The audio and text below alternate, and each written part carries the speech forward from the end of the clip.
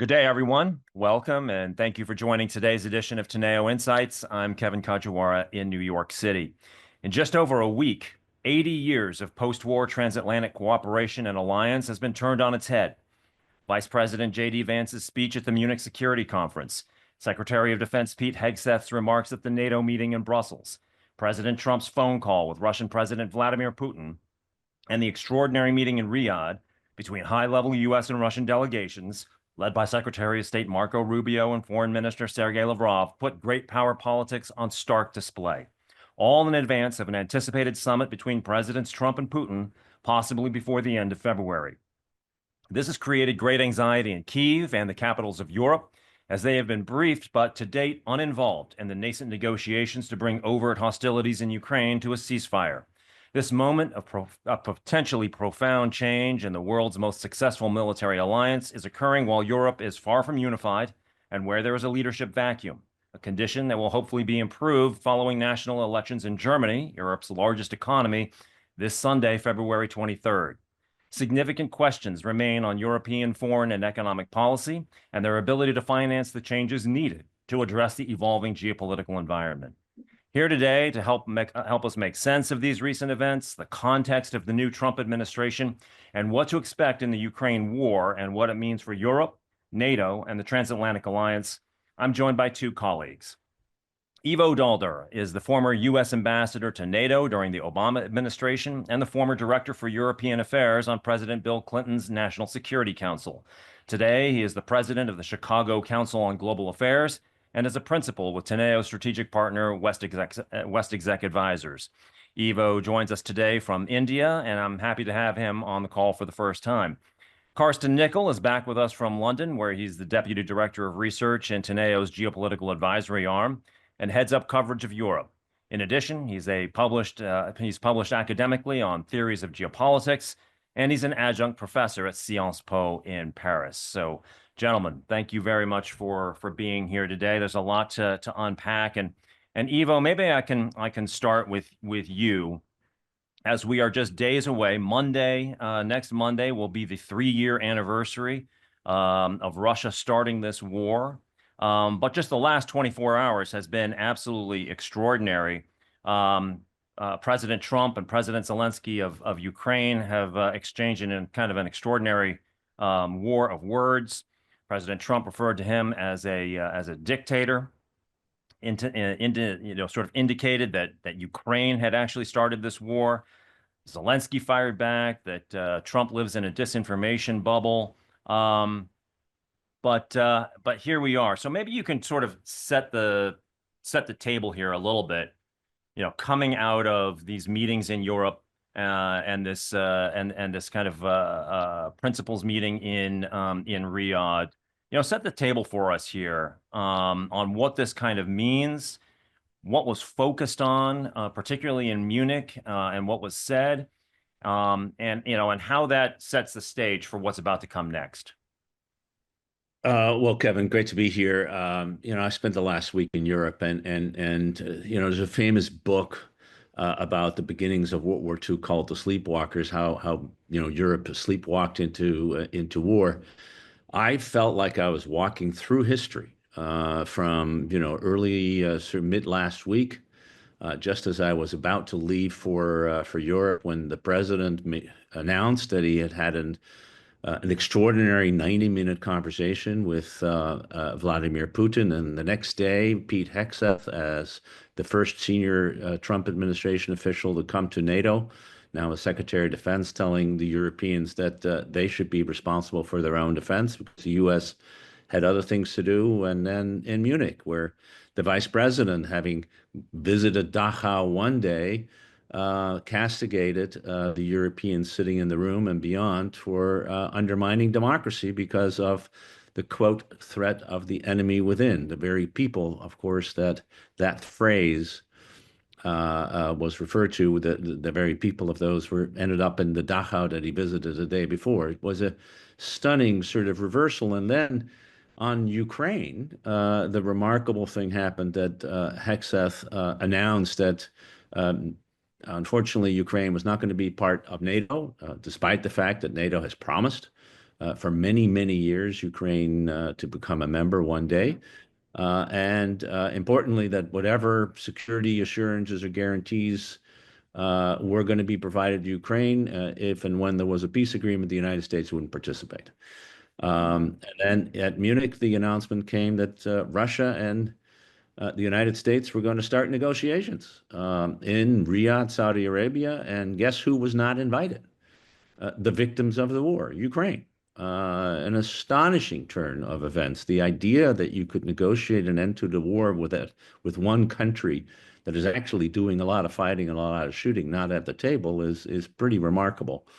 And then, as you rightly said, the vitriol that occurred over the last sort of 24 hours with, first of all, the President of the United States being sort of miffed at the idea that the Ukrainians had the temerity to decide that, to say that they should be at the table on which their future was going to be decided, blamed him for starting the war, said they could have ended it 3 years ago, I guess, by surrendering, and never said a word about Russia's responsibility or indeed the brutality with which it has conducted the war. And then, as you mentioned, the back and forth about who's a dictator and who's subject to disinformation.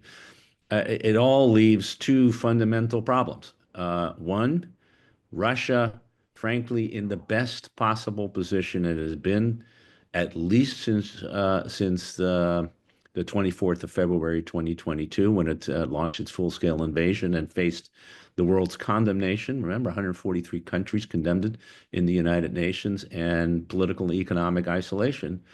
And a Europe that has to pick up the pieces, now realizing that for the first time since really 1941, when you go back to it, when December 1941, when the United States, because of Pearl Harbor, was forced to enter the war, a United States that not only is saying we don't really want to work with you, but we're going to actively work against you. We're going to take part of your territory in Greenland. We're going to put sanctions on you and tariffs on you in order to make life difficult for you. And oh, by the way, we're going to make peace and create all kinds of economic opportunities with your number one enemy, and leaving and throwing Kiev under the bus at the same time. It's truly extraordinary. It is hard to have conceived of this just a week of events, unless you were writing some science fiction novel. Even then, I'm not sure anybody could have come up with this plot. So Europe has got to pick up the pieces, and it is profoundly unfortunate that this is all happening at a moment where there's kind of a leadership vacuum in Europe, particularly amongst the two largest economies, Germany and France. And so, Carsten, maybe I can bring you in here, because one step in starting to address that, of course, is the German elections, which are this Sunday, which I mentioned. Can you sort of tee that election up for us? And let's just start with what you expect the outcome to be, and what government formation is going to look like, and then we can start talking about what that portends for European leadership. Yeah, absolutely, Kevin. And I think it's a very important point to look at it really from that perspective that you were just taking, to say this is the first step, merely the first step at addressing this leadership question. Because we really need to look at this as I would say, as a multi-level game. So we have the election coming on Sunday. The very first question to watch there is whether it will be enough for a grand coalition of Friedrich Merz's CDU and the Social Democrats of Olaf Scholz, who will then step down. So, I mean, if you look at the overall picture in the polls, it has been remarkably stable over the last couple of weeks and months, with the CDU, the center-right, very clearly ahead, with the far-right Alternative for Germany very stably in second place. And then the Social Democrats and the Greens really struggling somewhere north of 10, perhaps 15%. That overall picture has remained very stable. So the first thing that we really need to watch on Sunday evening, when the numbers start coming in, is whether smaller parties, the center-right liberals and a new formation founded by Sarah Wagenknecht, it's a kind of left-leaning yet conservative party, a new formation, whether these small groups make it into the Bundestag, because that will tell us whether a grand coalition is possible. And then from there, we're looking, of course, at coalition talks between these two parties. So what will be very important to watch is how the Social Democrats are doing after losing the chancellery, after likely incurring quite some losses on Sunday night. Does that lead to a leadership challenge? So you already see from the perspective that I'm taking here, right? I mean, Ivo was telling us about the global big geopolitics, but the way towards leadership in Europe, in Germany as of Sunday night, will lead through, well, you could say the normal path of the pretty nitty-gritty party politics and trying to negotiate a coalition. The very first signpost kind of over the coming weeks really for me is how quickly, under all these conditions, looking outside and then looking inside into some of these party politics and questions of numbers in the Bundestag, how quickly can German political leaders rise up to the task, to the challenges, the multiple challenges at home in their economy, at home regarding the migration thing, regarding leadership in Europe, and of course regarding geopolitics. How quickly can they live up to this, rise up to the challenge, and form a government that can then reach out to European partners? Once we make it to that level, of course, we will see that France, Germany, the UK, many other players are looking geopolitically still into fundamentally different directions here, and are currently, I would say, still jockeying for attention from the White House and for this unofficial title of leadership on the European side. The last time that we have seen more integrated leadership, of course, on the European side was arguably under the chancellorship of Angela Merkel. But as we know, again, look at the geopolitics, what it looked like back then, look at what it looks like now. Of course, we're in a completely different world right now. Yeah, and time really being of the essence because, even as that is all unfolding, clearly the velocity of action out of Washington and Moscow is going to be working against that. Now, before we move on from the election, though, Ivo, you commented earlier on Vice President Vance's remarks about NATO and whatnot, but at that same speech, he also made some pretty extraordinary remarks about the need saying that there was no room for firewalls in European politics, which was an extraordinary code for allowing these extreme right-wing parties into government. It seems to me that this was a direct intervention into the electoral politics of an ally. It was also notable that the vice president met with the head of the AfD, Alice Weidel, did not meet with the Chancellor Olaf Scholz. But how did that intervene? I mean, it's always been sort of like, Russia, you knew, was going to intervene into Western elections. Now you're also worrying about the other side, in a sense, in European politics. I think in some ways Vance's speech was really underscored that something fundamental had changed, that we were no longer dealing, as Europeans at least, with an ally, but in many ways an adversary. Trump had already changed the politics geopolitically by basically saying that the one man that everybody agreed up to last Wednesday was the fundamental cause of European instability, Vladimir Putin, was now going to be the one man he could do business with and nobody else. But then when Vance gave his speech, an opening speech on Friday afternoon to a sellout crowd, he literally stunned everyone to the point that the defense minister, Boris Pistorius, screamed in the middle of the speech, "This is unacceptable." There was virtually no applause. There was deathly silence, because what he did is he attacked the liberal democratic order that was sort of at the basis of the U.S.-European partnership. And then he went after the very core principle that has been at the absolute core of German politics, which is that there are certain parts in politics that are unacceptable when they come to power, because when they do, we return to the world of the 1930s and the 1940s. And Germany has a history, and it has a history of addressing its past in ways that are remarkable, are extraordinarily commendable. It's not how any other country that was engaged in, let alone as responsible for wars of this kind, has done. Germany has done it. And it has maintained this idea that the main political parties, which represent about 80% of the political parties in the polls, will have a firewall when it comes to bringing them into government.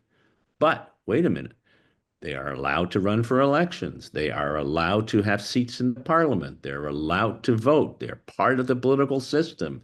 They can try to get a majority of the vote. Nobody is stopping them.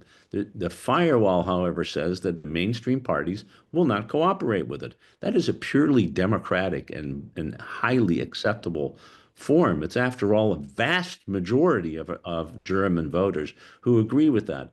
And for J.D. Vance, of course, following after everything that Elon Musk had already done, supporting the AfD, for J.D. Vance to take the side of the AfD in this debate is just astonishing and remarkable. And it basically meant that among European leaders, because this wasn't just something that resonated in Germany, although it did because it was a week for election, but among all European leaders, we're not sure we can do business with these people anymore. And that is what is fundamentally changing the geopolitics and the internal European politics that we're talking about. Yeah, your characterization of Vance's speech at Munich is an interesting then bookend to the 2007 speech by Putin at that same conference, in which he laid out his plan for challenging the very order, which it sounds like Vance is maybe closing the door on finally. But going back to the election for just one second, Carsten, given what Ivo was just talking about, do you, and you commented earlier, there's been remarkable consistency over recent weeks in terms of the polling. But it's been one of the paradoxes of the AfD has been that members of the AfD in their own sort of nationalist way have viewed Trump as not necessarily good for Germany. So do you see the U.S.'s direct intervention into this election? Is it having any effect on AfD or other voters, for that matter, that could actually be recognized in the election on Sunday? I mean, one thing to keep an eye on is that around 30% of the electorate are apparently still undecided.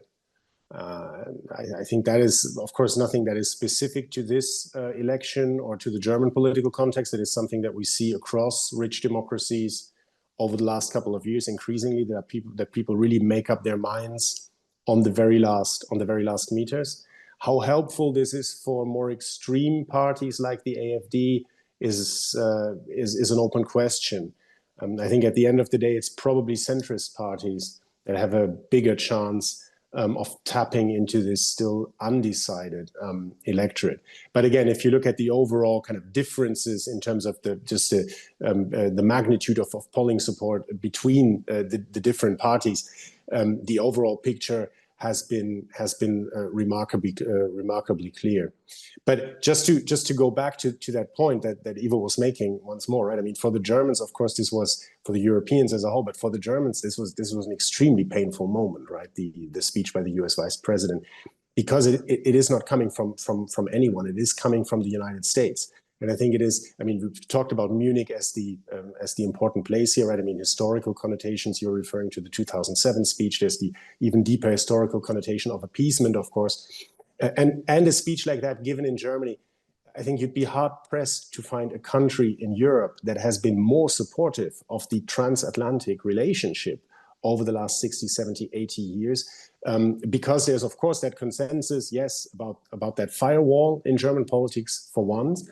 But there's also this historical consensus, of course, about the crucial role that America played in building Germany's democracy after 1945, after 1949, right? And have a US vice president then come to Munich and basically highlighting very starkly that the very interpretation of democracy now seems to differ between Europe and between the US. You seem to have one side in the US under this new administration that is really looking at the element of popular sovereignty, right? People vote, and if you win that election, you have a mandate pretty much to do whatever you like. And then you have the centrist consensus in Europe that doesn't include the AfD or Marine Le Pen, of course, but the centrist leaders' consensus in Europe, which says, well, yes, there is popular sovereignty, but there's also such a thing as the rule of law, independent constitutional courts, liberal institutions, pluralism, and so on.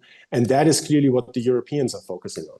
And I think what we're seeing increasingly in rich democracies over the last couple of decades, and now between the US and the Europeans, is that both sides are focusing on different interpretations and then accusing each other of basically undermining and threatening democracy. And if that happens across the Atlantic and within this most successful alliance that history has ever seen, I think that gives an impression of the magnitude of the political challenge ahead.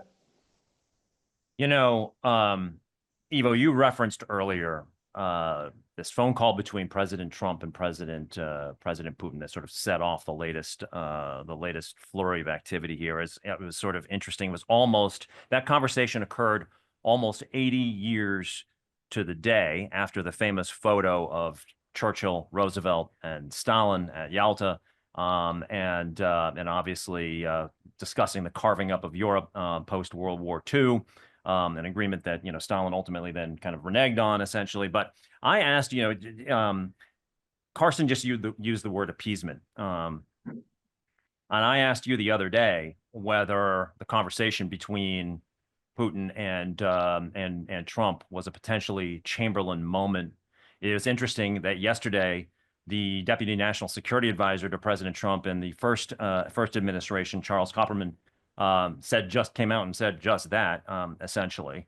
But as we kind of look now, you know, you alluded to the Hegseth speech, in which he sort of conceded points like NATO membership for Ukraine, whether there would be a return to the 2014 borders, whether U.S. troops would ever be on the ground in Ukraine, whether Article 5 of the NATO charter would apply to U.S. troops, to European troops should they be attacked in Ukraine.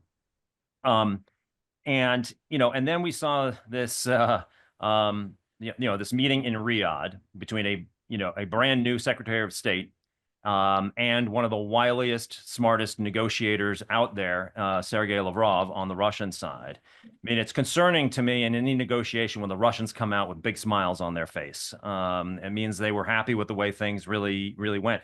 In your view, has Putin conceded anything here? I mean, you know, he keeps talking about his big picture when he comes into these negotiations, right? Which is not about ending the conflict, but about settling what caused the conflict in the first place, which is far more ambitious, and refers to the subversion of NATO, to splitting up the U.S. and Europe, which Carsten was just talking about, and subduing Eastern Europe. I mean, I'd be very worried about if I was sitting in one of those countries. So, how do you see the balance of this negotiation right now? Well, I mean, if this was perhaps one of the, if not the worst week for Europe and Ukraine in the last 80 years, it certainly was the best week for Vladimir Putin and Russia. We did talk about appeasement before, just before I left for Munich. And indeed, I think most people were coming to Munich after this phone call, hoping to avoid a repeat of Munich in 1938, when Chamberlain, of course, met with Adolf Hitler and came back with a piece of paper in his hand, peace in our time, having only given a small part of then Czechoslovakia to Germany. What's interesting is that most people left Munich thinking this was Poland 1939, which is that the Russians, in this case, the Nazis and the Soviet Union were attacking, in this case, the United States and Russia, were going to attack, squeeze, and destroy first Ukraine and then Europe. That was the feeling there. And the worry is that the United States, or at least that Donald Trump, who, by the way, is singular when it comes to decision making. I mean, Marco Rubio, until very recently, was an incredibly strong anti-Russian, pro-Ukraine, pro-NATO senator. He is the senator who put into writing, was the sponsor of an amendment to the defense authorization in 2020 that made it impossible for the president to withdraw from NATO without congressional consent. Now, we can argue whether that was constitutional or not, but that's a different issue. That's who Marco Rubio is. And now he is talking about the Europeans don't need to be at the table when we're talking to Russia, that Ukraine should just follow whatever the Russians are doing, and how wonderful it is that we now are having this extraordinary, historic opportunity for investment and economic relations. I mean, it's stunning. People were making fun of Hillary Clinton in 2009 having that reset button. This ain't a reset. This is a wholesale realignment in which the United States has basically bought the Russian line. And part of what we've seen over the last 24 hours is that the president not only has bought the Russian line, he's using Russian rhetoric. He's blaming Ukraine for the war. He's telling, he is now calling for elections in Ukraine. Try having an election in a country that is at war, that is being destroyed, that are both free and fair, and there's no intervention into it. And he is saying, when it comes to security guarantees, Europeans can do it, but we're not going to be there and help. And oh, by the way, on all the things that the Russians want, which is a weak Ukrainian army, no security guarantees, no membership in NATO, keeping the territory that they occupy, they're going to side with the Russians. That's the situation we're facing. And so when I was in Warsaw just 2 days ago, talking to a very senior official who is as steeped in transatlantic relations as any Pole that I have known for a long time, there was a sense of hopelessness. What do we do when the one thing that we had hoped to achieve by being free from the yoke of the Soviet Union, joining NATO, we now find our guarantor not only saying, we're not going to guarantee your security anymore. No, we're going to join with the guys that are about to attack you. It's astonishing when you think about it.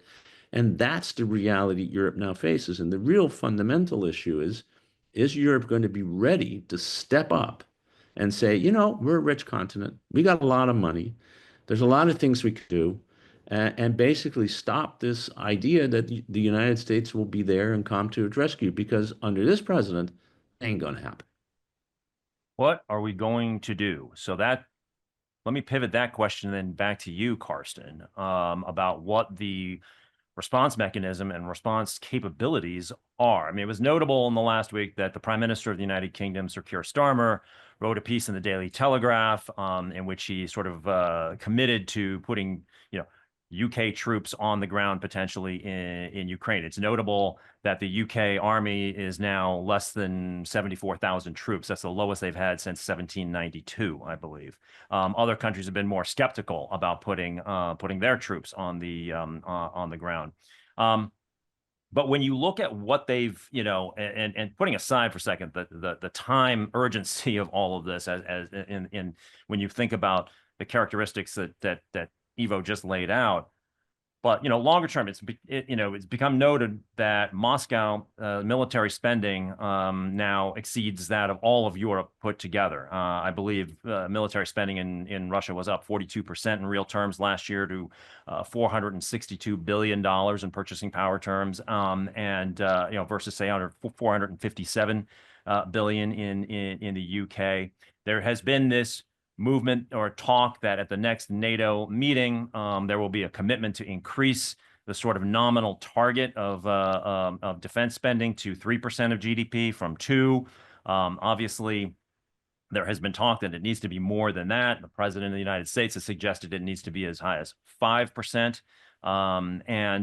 So, let's talk about the capabilities and the fiscal space. Even if we could solve the leadership riddle here, it is notable that Germany, the largest economy, of course, has a debt to GDP ratio of only 60%. So they've got the fiscal space, not to mention the industrial and engineering base upon which to build up a more formidable military machine. But, talk about capability. In principle, yes. In principle, Germany has the kind of industrial foundations, let's say, the manufacturing foundations. But we have already seen over the last 3 years of war in Ukraine, in conversations among the Europeans, that the capacity, the industrial capacity on the European side at the end of the day is limited, which has led, of course, to short-term purchases from the American side, which again, and here we're running immediately into leadership problems in Europe and different outlooks, which is something that the Germans actually liked to do, because for them this was always a key measure for keeping America involved in Europe. And it was something at the same time that drove the French very much away from the Germans, because of course there's this long-standing French idea that the Europeans should really build up their own capacities. I think Ivo is right saying we're looking at a rich continent, but of course the distribution across that continent, that is a story. And I mean, Kevin, you and I, we've been following this for financial market clients for 15 years or longer. The questions of imbalances within Europe, we remember the Eurozone crisis and so on and so forth. That is a huge issue. The fiscal space in the UK is actually limited. We see this as a country that is under repeated attention of the bond markets. The debt situation in France, I was at a high-level meeting with policymakers in Brussels just a couple of days ago, and economists there basically singling out Spain, Germany, and France as the three sick men of Europe. Germany for its low growth, Spain for the combination of high unemployment and inflation, and France, of course, for its fiscal situation. So that's a huge problem. Germany is, of course, as you say, is the only major OECD economy that has the fiscal space to do more. The politics around this will, of course, be difficult because the ultimate question that everybody is looking at is whether this will be done on the European level through some sort of defense bond or whatever you want to name it. It looks clear to me that on the national level, it will be among the first things that the Germans in that new government will have to be doing. We have that special fund outside the budget, right, enshrined into the constitution, the 100 billion following the Olaf Scholz Zeitenwende speech after the Russian invasion. It is clear that we're quickly running out of that money. That money needs to be topped up and be put on a more durable foundation, basically. But the next question is, how do we organize things in Europe? And there are very many different proposals out there. There's of course the need to bring in countries that are not members of the European Union, but that are absolutely vital from a defense and security perspective. One is the UK, another one is Norway, for instance. And then there is, of course, in the meantime, the question, even if the Europeans now decide, and if they have understood the lesson, and I think we are in that scenario after that Munich Security Conference, it is clear to everyone in Europe, it is clear to the Germans that these long-standing positions have to shift. Europe will have to become more self-reliant, which in a way is more in line with long-standing preferences of French geopolitics. I think the Germans have understood this. But of course, there's a process in terms of the transition as America hopefully gradually disengages from Europe, that needs to be managed at the same time. Again, how does Europe coordinate its response in the meantime?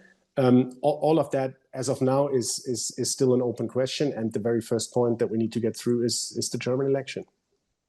Ivo, when I listened to what Carsten just said right there, I mean, not only do the stars need to align, but what I hear is this is going to take time, right? Even if those stars align. And does Europe have that luxury of time? It seems like history is racing down the path right now. When you hear what he's talking about, there's a lot of process in there and whatnot. Is that a luxury that Europe's got? So I think there are a number of factors that are going to determine that. I mean, first of all, is whether all the chickens that Carsten rightly talks about are going to be getting in a row pretty quickly, and there's a whole bunch of those that can fall apart. The one I worry about most is that in the German election, the center does not get 2/3 of the seats, that some combination of small parties and the AfD will prevent the 2/3 the 2/3 majority necessary for a constitutional change or topping up of the 100 billion or what have you, which is why the short-sightedness of not having done this before the election when there was a clear majority to do this. Again, Merz standing in the way because he wanted to keep it for the election. He may turn out that was a mistake.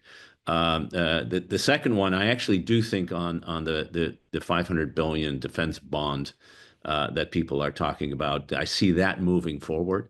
I think slowly but surely the Danes have just come around on this part of the frugal coalition. The Dutch may or may not, but in the end, they're a weak coalition that will either fall or will be pushed aside. So I think there's going to be money to do this, but there are two things that are going to determine not the speed with which you rearm. It's just going to be determined by industrial capacity, training, and everything else. It's just going to take time.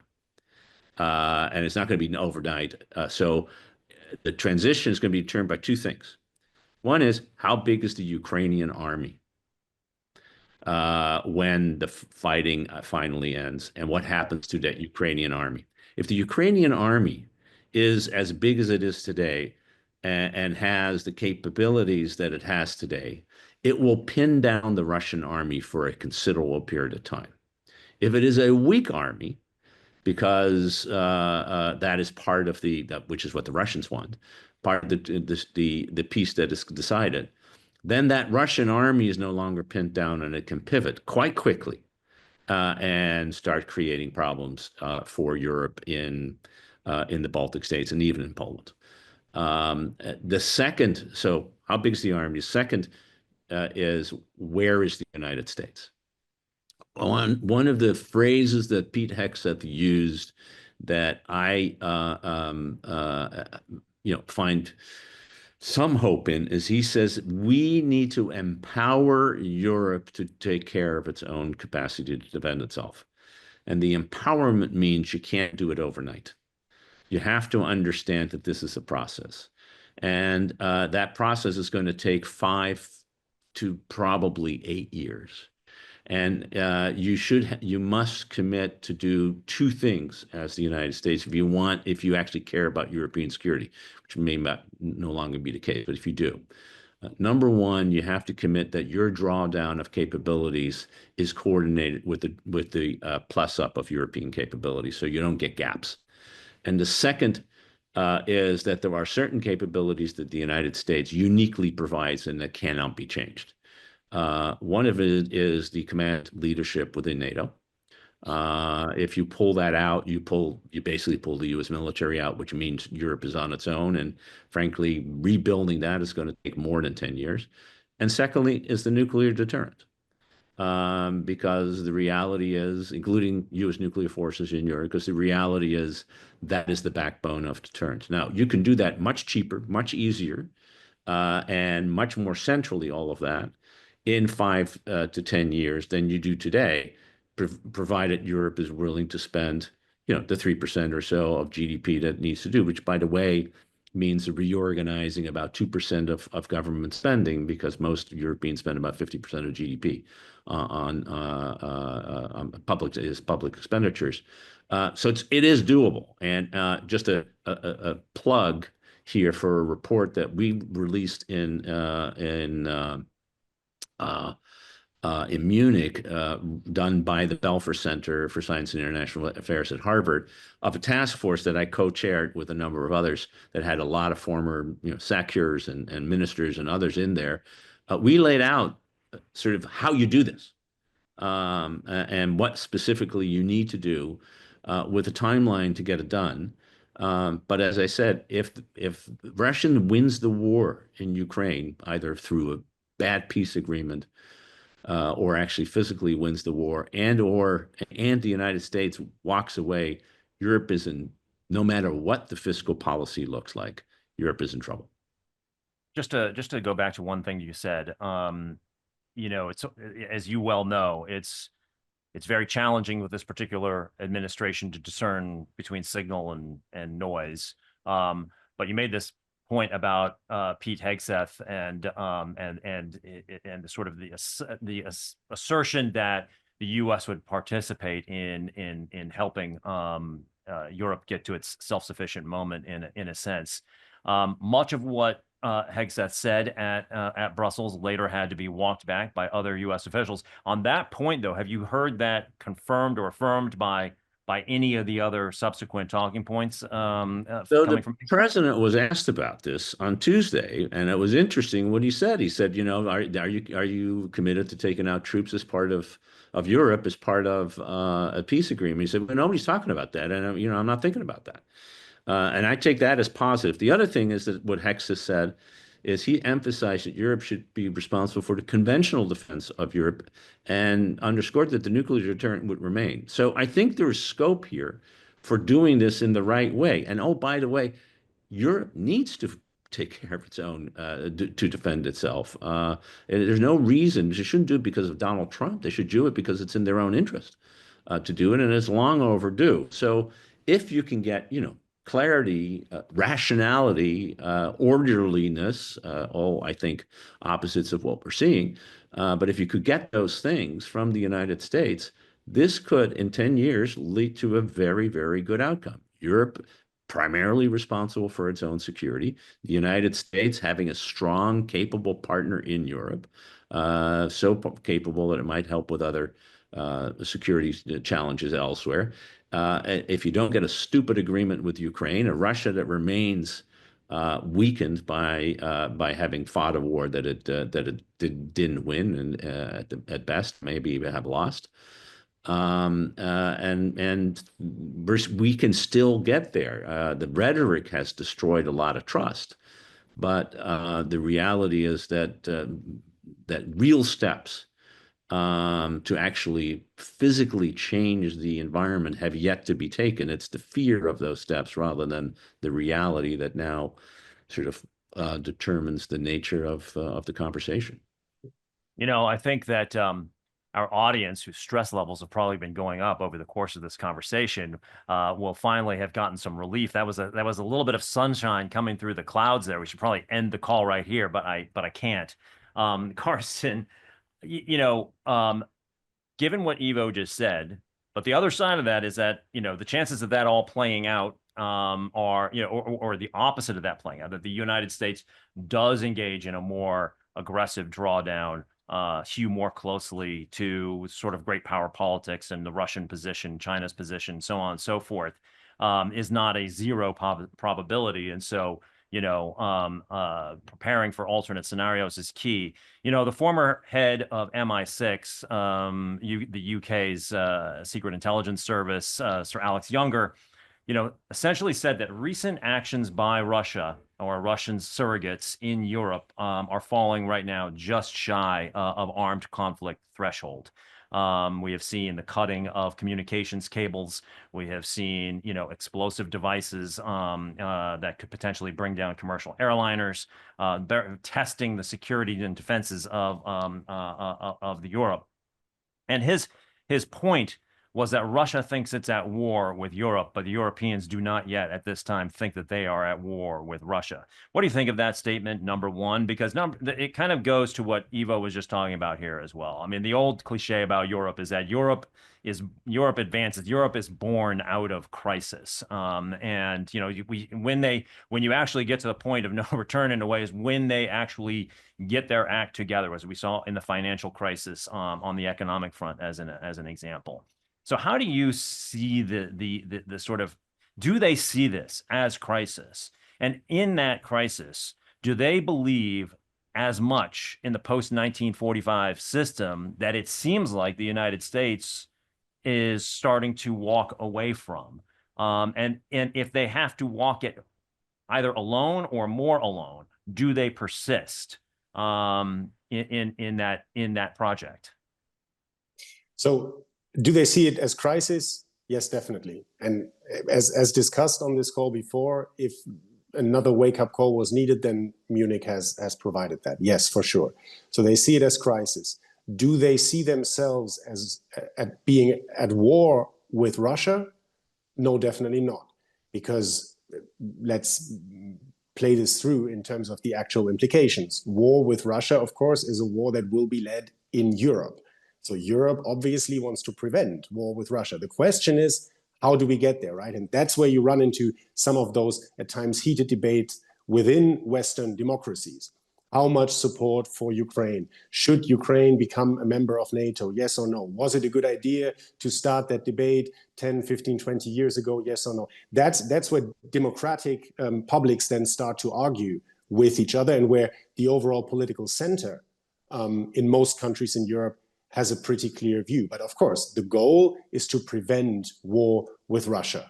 Now, the forum for this will be closer cooperation in Europe, whether that means the post-1945 institutions, I mean, as they pertain to transatlantic institutions, global governance institutions, and so on and so forth. I think there is the growing realization that this is, of course, this is dead, basically, right? So you have to turn back to the institutions that you have in Europe, and you need to find the right forum for sorting these things. So we've been just talking about greater defense spending, right? So one of the conversations that will be going on is then which role exactly are European Union institutions going to play for that, or are you going to do this in new fora that are more intergovernmental to bring these other neutral governments in as well? That's just one example, but it is clear that European cooperation, of course, is the fallback option and is the only way forward.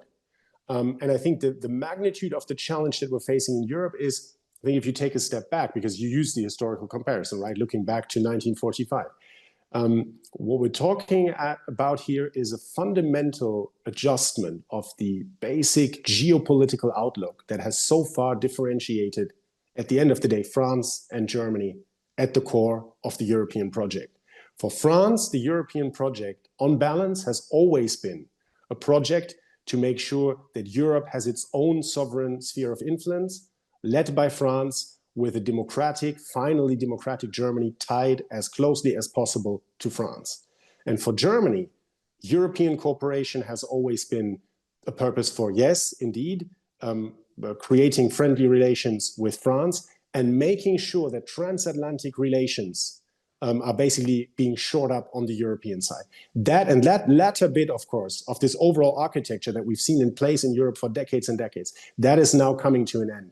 And I think if we think about it from that perspective, the depth of that challenge, that kind of explains why we'll likely have some very difficult debates under a lot of time pressure, of course, ahead in the coming months.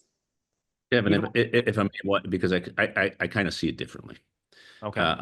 I kind of see it that's the debate of 10, 15 years ago, but it's not the debate here. So number one, there are a large number of countries in Europe that actually do think they're at war with Russia. And most of them actually know that Russia is at war with them. That includes most of Eastern Europe and all of the Nordic countries. By the way, also the ones that are actually not having a debate about defense spending because they're just doing it at extraordinary levels. The Swedes doubled defense spending, doubled in 2 years, without affecting the welfare state or their economic capabilities, etc. The Danes have just announced they're going from 2 to 3%. The Norwegians voted for defense spending for 4 years in a row. All parties of them, and of course the polls are getting to 4% next year. So there are a lot of countries in Europe that don't fall in the German-French business. Number one. Number two, it is a mistake, and it will be a historic mistake for Europe to think that it can organize its own defense outside of NATO. It can't, it won't, and it shouldn't. NATO, even without the United States, is 31 countries with procedures and processes and capabilities that have been built up over decades to enable collective defense. Indeed, importantly, every single country, with the exception of France, has organized its armed forces to fight within a NATO context. They just can't take them out. And so use the machinery that is in there. I have no doubt that in the worst possible way, the United States leaving NATO, NATO as an institution is the right institution to think about how to do it. The EU can help on the defense industry part, which is why it has a defense commissioner now. It can help financially, etc., to make that work. Third, and I think most importantly, I don't think Europe is looking to either Paris or Berlin anymore for leadership. They've been doing it for a hell of a long time, and they've been very disappointed, and it's not going to change. there are two sets of leaderships that I think are moving into the forefront. One is the Nordic Baltic Eight, which are actually working together in an incredible way. And the second is, for the first time in as long as I can remember, and I'm pretty old, there are leaders in Brussels who have capacity of generating consensus. One at NATO, the most senior European statesman we have in Mark Rutte, Prime Minister for 14 years, knows the EU inside and out and knows how to get things done.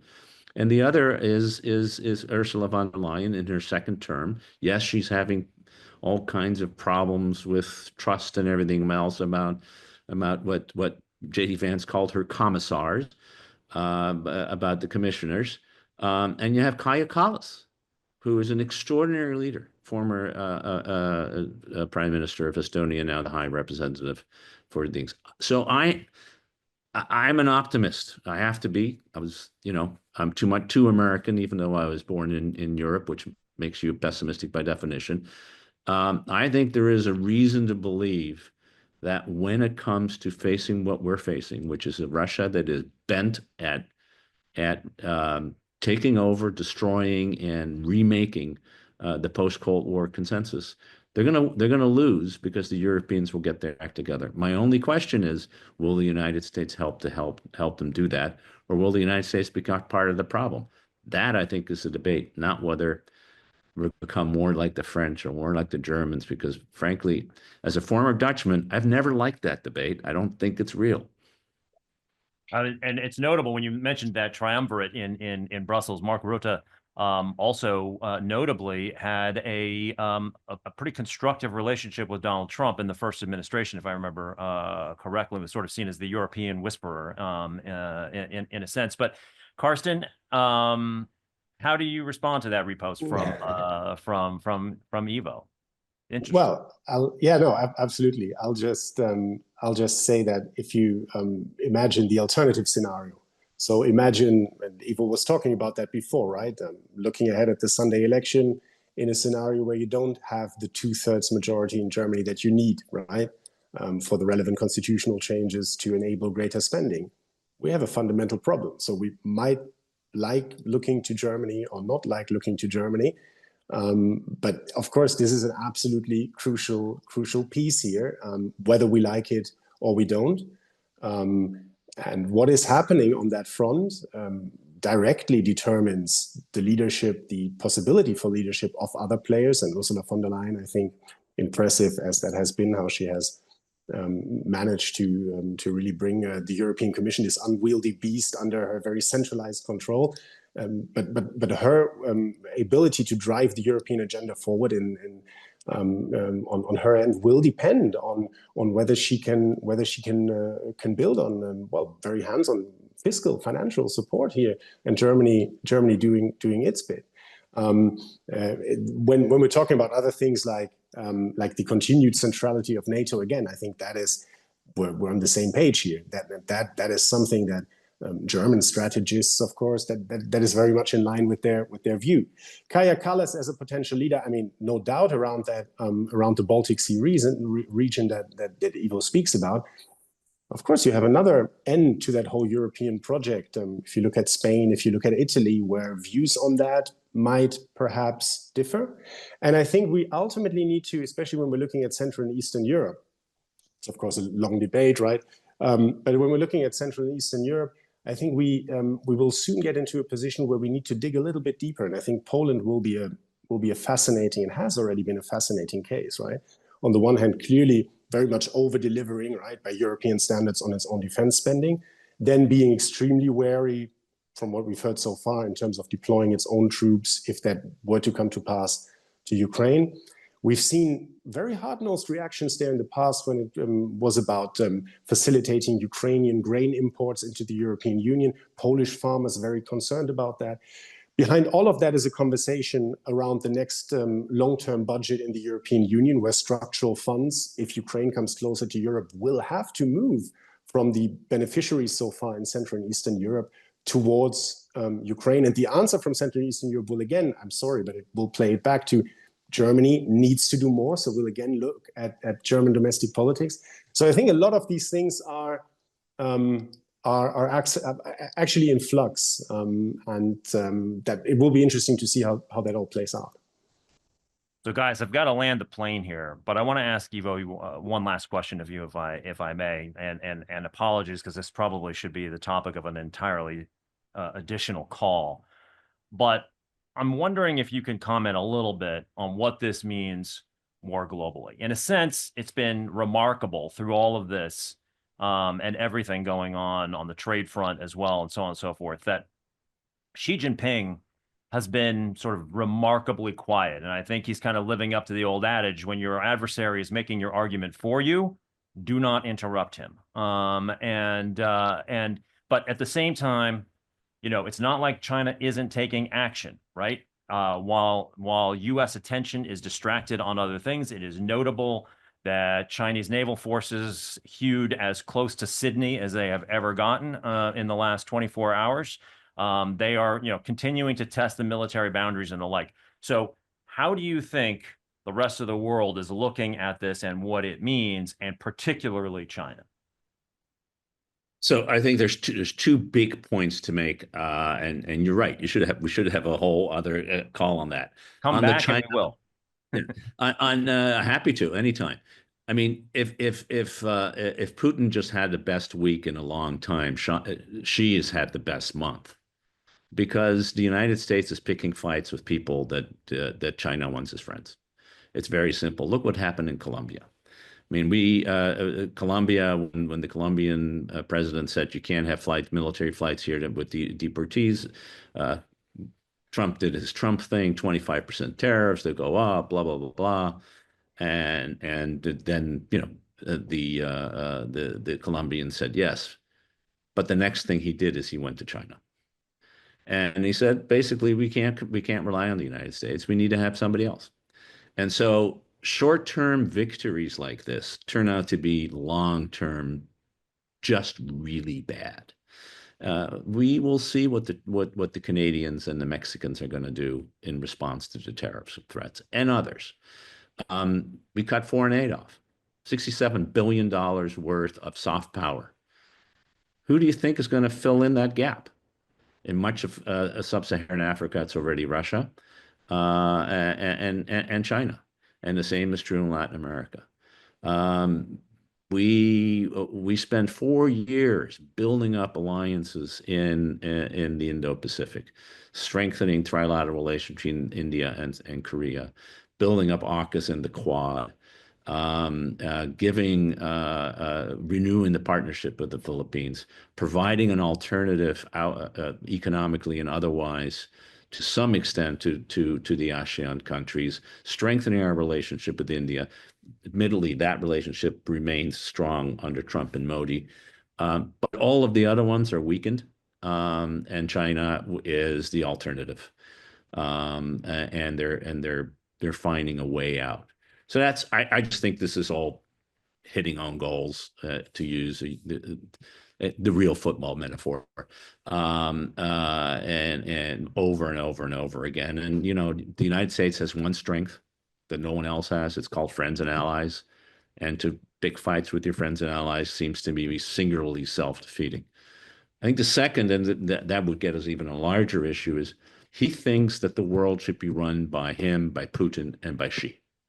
I'm struck by the article in today's New York Times pointing out that that he wants a big agreement with China. He wants a big agreement with Russia because he wants a big agreement with China. He wants to do it mano a mano, together, and that agreement is going to be the new Yalta. And the image that I keep having in front of me is an image of Xi, Putin, and Trump sitting together, maybe standing together on the 9th of May. On Red Square to celebrate the 80th anniversary of the end of World War II, in which they've divided the world, with Europe being given to the Russians, Asia being given to the Chinese, and we, the United States, take the Western Hemisphere. That's a world that is absolutely perfect for Russia and China, and it is absolutely disastrous for the United States. But if you think that Wilkie was a great president, maybe that's where you end up with, rather than thinking through your interests in the kind of way that Americans have learned to do over the last 85 years. And I guess my final point here would be that the world that you have just sort of characterized, the potential world that you have just potentially characterized, is fundamentally different than the one that has prevailed in the post-war era. That era has been characterized by the U.S. multinational corporation being the single most dominant economic actor.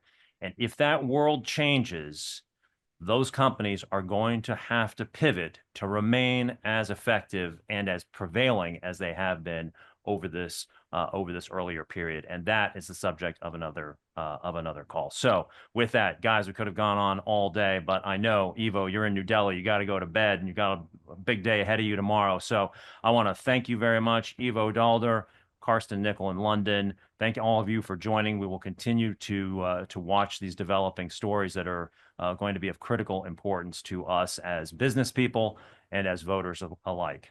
Until next time, I'm Kevin Kajiwara in New York. Have a great day.